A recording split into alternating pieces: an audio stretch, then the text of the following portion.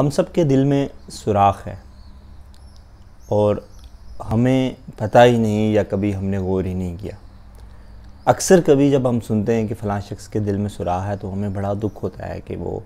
शख्स जो है वो ज़ाहिर है कि दिल में सुराख ठीक होना बड़ा मुश्किल है। लेकिन हम सब के दिल में भी एक ऐसा सुराख है जिससे मोहब्बत, खलूस, प्यार, किसी का किया हुआ एहसान वो जो है वो निकल जाता है, वो दिल में रहता नहीं है। कोई जितनी भी मोहब्बत दे हम उसे दिल में पाल नहीं सकते। मगर ये सुराख बड़ा अजीब है कि इससे मोहब्बत, खलूस, प्यार, एहसास, ये सारी चीज़ें तो निकल जाती हैं, मगर इंतकाम का जज्बा, हसद, नफ़रत, ये सारी चीज़ें नहीं निकलती और हम नफ़रत जो है वो पालते रहते हैं दिल में।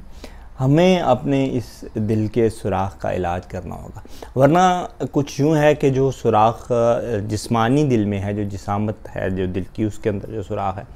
उसका तो इलाज हो जाता है और अगर उसका इलाज ना हो तो इंसान जो है वो मर जाता है। मगर ये जो सुराख हमारे इज्तिमाई सोच में है, हमारे पूरे माशरे के एक जो समझ ले कि फ़िक्र में है, हम सब के दिलों में है, कम से कम मेरे में तो है और अक्सर में अगर हम सब अपने अपने दिल पे गौर करें तो हमारे अंदर ये सुराख है। ये सुराख अगर ठीक ना किया गया, अगर इसका इलाज ना हुआ तो एहसास जो है वो मर जाएगा। और शफ़ाक़ अहमद साहब ने बड़े ज़बरदस्त कहा था कि जो है दुख या अफसोस या ताज़ियत जो है वो इंसान के मरने पे नहीं, एहसास के मरने पे करनी चाहिए, क्योंकि इंसान ज़ाहिर है मरेगा तो वो अगले जहान में जाएगा और वहाँ उसका अगर वो अच्छा होगा तो यकीनन अच्छा मकाम है, लेकिन एहसास मर जाए तो माशरा मुर्दा हो जाता है।